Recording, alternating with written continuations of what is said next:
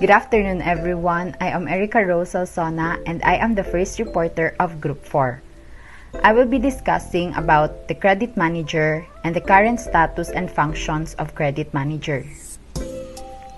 The credit manager. When a business organization sells on credit, the administration of that credit becomes, on some level, a management function. The type and extent of management required is not the same in different types of institution, nor is it always handled in the same way in comparable organizations. The level of management required for the administration of credit in a firm is determined, more than anything else, by the concept of credit prevailing there. In some instances, credit is viewed as a simple function of approving credit transactions. Little real management activity is involved in here. In other cases, as the concept broadens, the credit function embraces sales and finance policy and other top management strategy. The management of credit then becomes responsibility of a higher order and calls for talent equal to the task. This task is handled by a credit manager. So credit manager is the one who is responsible for protecting the company's asset and overseeing the credit granting process. They check their customers' credit worthiness to make sure that they aren't lending to anyone who could become a liability, or chine-check ng credit manager or mini-make sure na worthy yung client, na like mababayaran nila on time yung napagkasunduan na utang. So yung credit managers ay they perform frequent assessments to verify that existing customers are in good standing. Kumbaga maganda yung halimbawa yung financial capabilities ng client, like kung may past siya na mga inutangan, is yung records niya is good when it comes to financial. So let's proceed to the current status and functions of a credit managers. Credit positions vary according to the importance given to the position by the top management. They are identified by countless different titles representing their gradations of authority and combinations of responsibility. On the officer's level, the credit position may be known as Financial Vice President. In lower echelons, the position is designated as Credit Manager, Loans Manager, Credit Man, Credit Correspondent, Chief Bookkeeper, Credit and Adjustment Clerk, and many other similar titles. The relevance of credit roles varies depending yung kung gaano sila ka-important sa management. Bali na-identify sila ng different titles na nag-i-indicate ayon sa level ng authority at responsibility ng each employee in the company. So, yung sa mga higher position, yun yung Financial Vice President. Tapos yung sa lower position naman is yung mga Assistant Treasurer, General Credit Manager, Branch Credit Manager, mga Loans Manager, Credit Man, Credit Correspondent, Chief Bookkeeper, and etc. Irrespective of title though, the performance of credit work is the responsibility of positions of both line and staff character in an organization. Positions which are specialized or not, depending upon the size and nature of the business, the functions falling to the different positions vary from credit transactions at the bottom, and they are determined throughout by a combination of lines of merchandise handled, territory served, classes of customer, and volume of business. So, ayun, regardless sa mga title or positions sa company, whether you are in a higher position or in a lower position, yung credit work ay parehong responsibility ng each employee of that organization. So, the function na na-assign sa iba't ibang positions mula sa from credit policy making hanggang sa mga individual credit transactions, they are kumbaga kahit may iba't iba silang responsibility, the goals and objectives of a company should be ma-achieve pa din ng bawat employee or ng part ng organization.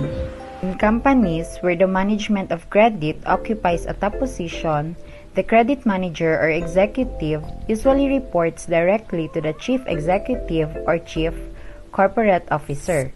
The person in that position is responsible for the formulation of credit policies and the administration of credit operations that will maximize sales and profits, minimize loss, and maintain a satisfactory turnover of the company's investment in account receivable. This is accomplished through pertinent research into economic conditions and business practices, by establishing policies, procedures, and practices with respect to sales terms, financing arrangements, types of credit, and use of capital by planning, developing, administering, and maintaining the necessary credit organization. By operating the credit on sound principles and practices, and by maintaining with other departments and agencies internal and external relations essential to the achievement of the objectives. This level of management is not responsible for the detailed performance of credit work. In summary, yung role ng credit manager or yung executive, siya yung nag-i-inform sa chief executive ng company or yung sa higher position sa lahat ng mga information na kailangan sa credit management.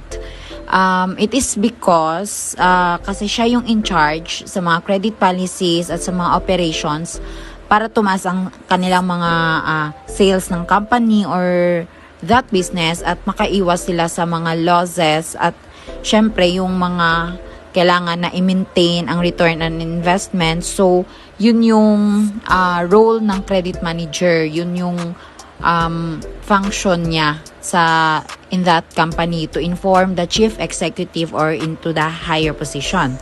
So, by conducting relevant research about economic conditions and business practices, ma-achieve ng or maaabot yung particular goal or objective ng company na yon. So in business, kailangan pa rin mag-conduct ng research para sa mas maging effective ito. In this wise, a well-known credit management practitioner, the late Attorney Santos Migallos Jr., has thus described the expanding role of the credit manager. He must understand business and the world around him, as the person who must eventually accept responsibility for the release of so much value of the company's financial and production capabilities, his sales department's selling ability, and to bring the money back. So, si Attorney Santos Migallos Jr. ay dinescribe na yung responsibility ng isang credit manager ay nag-expand. So, according to him, dapat daw yung isang credit manager ay maalam o knowledgeable enough about sa business or sa mga credit policy or yung mga relate sa kanyang work, yun sa pag-manage. Bilang credit manager, it is not a simple work. It is not a simple responsibility because being a credit manager, parang dito nakasalalay yung financial capabilities ng company. So, dapat as a credit manager, knowledgeable ka sa lahat ng nangyayari sa paligid mo. Like, sa work mo, you know what's the update or like yung mga financial status, yung mga financial capabilities ng company is dapat alam mo yon. So, the next reporter will discuss more about this topic, the current status and functions of credit manager, that will be reported by Patrixia, Tana, and thank you for listening and God bless. Good day everyone, I am Patrixia Suzanne Tana and I am going to discuss to you the continuation topic about current status and functions of credit managers. And I am going to discuss also about the qualifying for credit managers. There are 4 total environments that a credit manager must know, and these are: the first one is the alert credit man reads at least 2 newspapers a day, 2 magazines a week, and at least a book a month. Second is the alert credit man is aware of the political, social, and economic forces at work in his community. Next is the alert credit man must keep abreast of the latest business developments and trends, especially in credit and finance. And lastly, the current credit management courses here and abroad emphasize the need for credit managers to know the larger economic and social picture.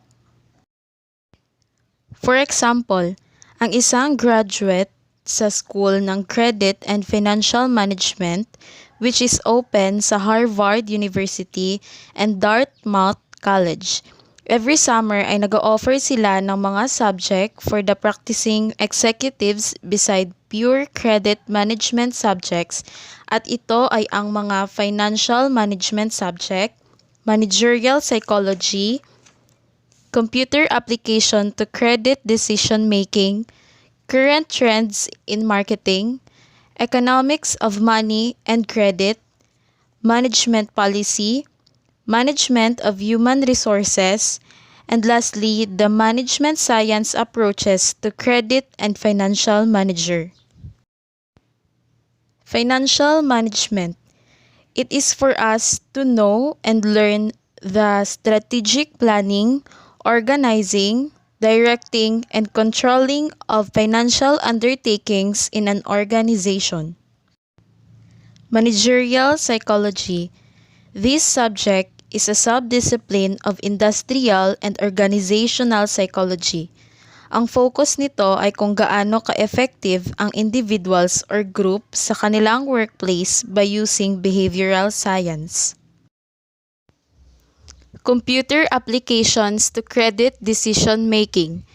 This is important that credit decisions should be done on a specific timeline based on when certain information becomes available for that particular business. Current trends in marketing. There are 5 trends that the current trends focuses. These are from reactive to preventive, from standardization to bespoke service, independent but not solo, all about big data, and lastly, the customer value management. Next is the economics of money and credit. This is the creation of monetary value through the establishment of future claims, obligation, and debts. Management policy or policy management.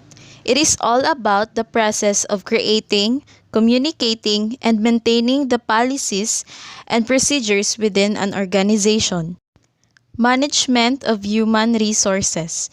It is the practice of recruiting, hiring, deploying, and managing an organization's employees. The term human resources describes the people who work for the organization. And the last one is the management science approaches to credit and financial manager. This is the area or function in an organization which is concerned with profitability, expenses, cash, and credit. Credit manager. The credit manager must make contribution in the overall company planning and thinking towards the future. It is inconceivable that the company 3 or 5-year plan should be finalized without taking into consideration and giving careful weight to the credit executive's opinion on the financial shape of the company's customer as well as beyond the confines of his organization. I have mentioned the word financial shape. So what does financial shape means? Being in a good financial shape is a lot like being in a good physical shape.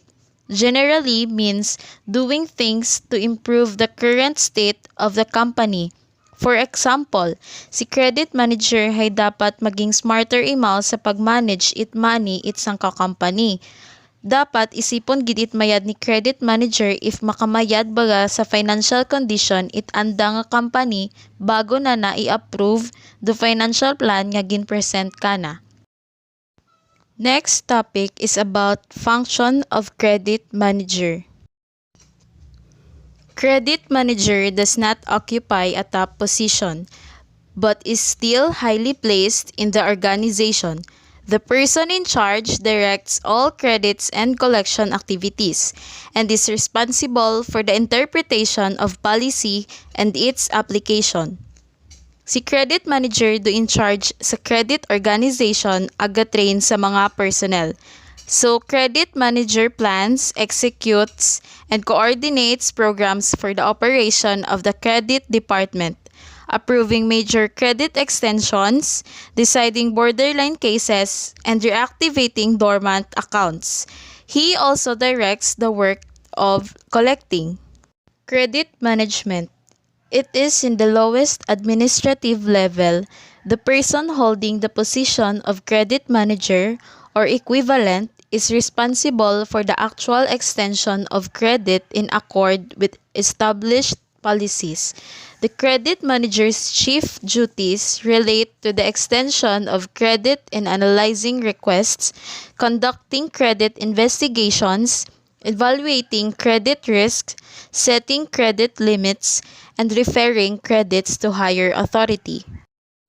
So for my last topic, it is about qualifying for credit management. They are relatively and unspecialized at the bottom, but as the management function of a credit position broadens, the requirements of education, experience, and personal competence of the person holding such as position increase. So the credit management function incorporates all of a company's activities aimed at ensuring the customers pay their invoices within the defined payment terms and conditions. Effective management serves to prevent late payment or non-payment. Getting it right reinforces the company's financial or liquidity position, making it a critical component in any business.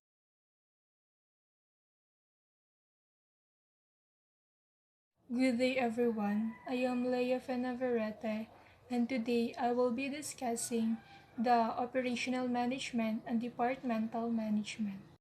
Operational management. The field of credit employment are responsible for actual credit extensions, where application are handled, discretion exercised, collection made, and a multitude of credit report kept. The employee of this position should have a knowledge of fundamental skills of credit and collection, commercial laws, bank credit departments, and in accounting and financial statement analysis. The credit operations manager is a blend of credit operations and business system manager that will be responsible for designing, implementing, operating, and continuously improving the back office system and process that underpin consumer lending offer, namely loan administrations, collections, and treasury. The operational management position include the actual of credit and making of collection, familiarity with risk and beneficial. They can acquire it through investigating risk or making collections, in handling the credit and collection department. The qualification of this level begin with the ability to gather, organize, and retain the detailed information pertinent to accounts and to translate them into the operations of the credit routine. An employee should be capable of synthesizing facts and communicating his ideas to his superior to meet the public. It is expected to make a pleasing appearance, to speak and act in manner to make favorable impression. This is a crucial rule in a small firm. The credit operation manager is expected to progress quickly through the organization. Departmental management. A credit department is one of the first departments which will become needed as revenue grows and credit is extended to clients new and old.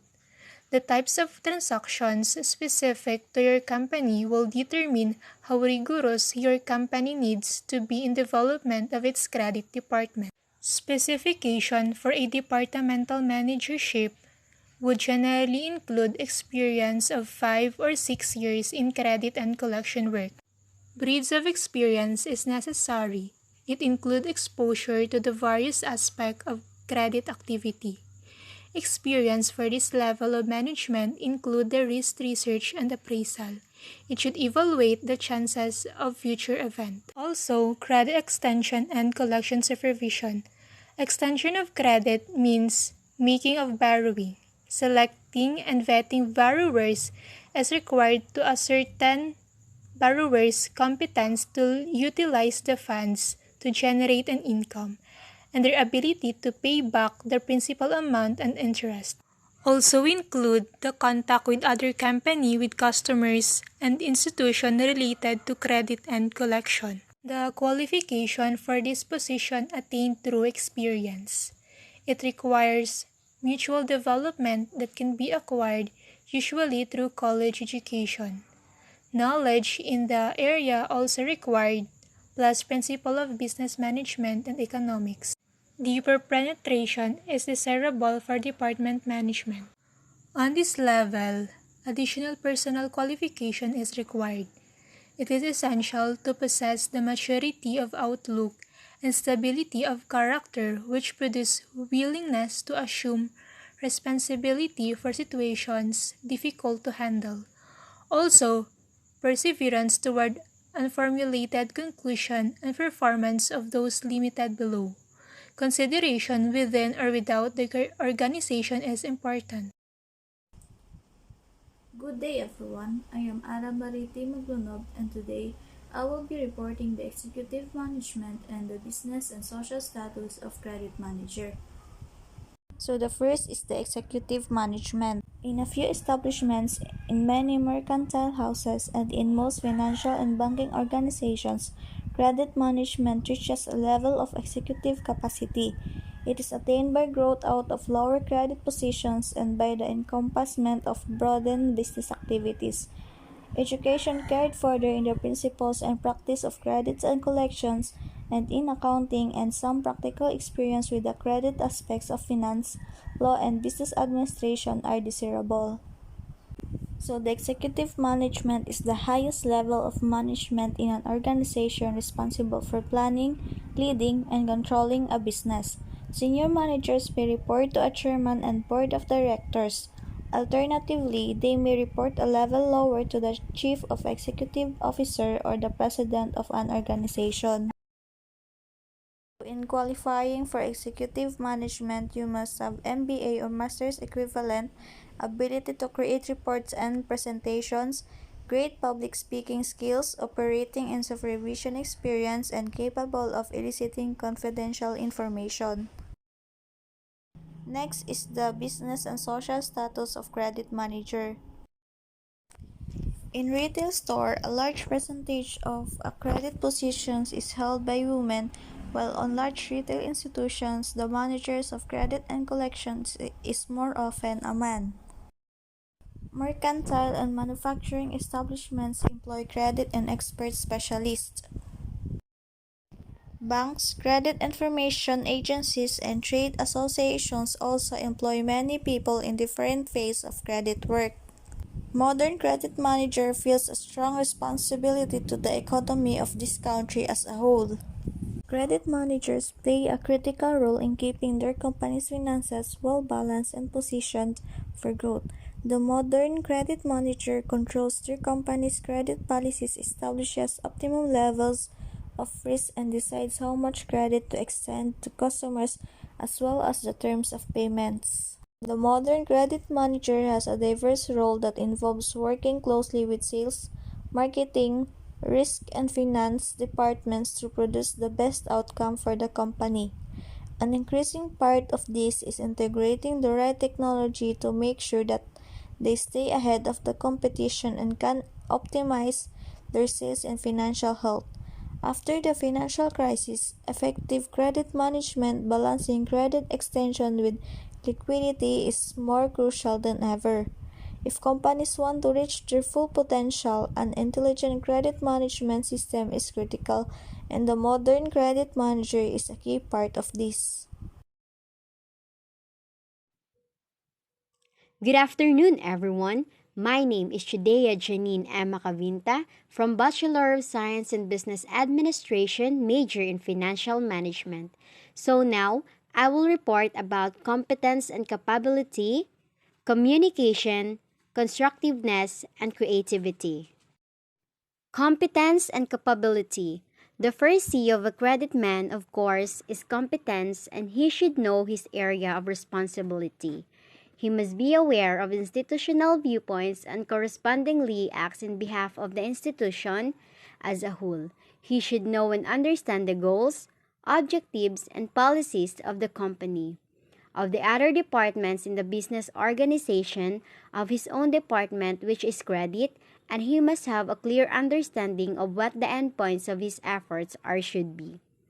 It means that competency means capability.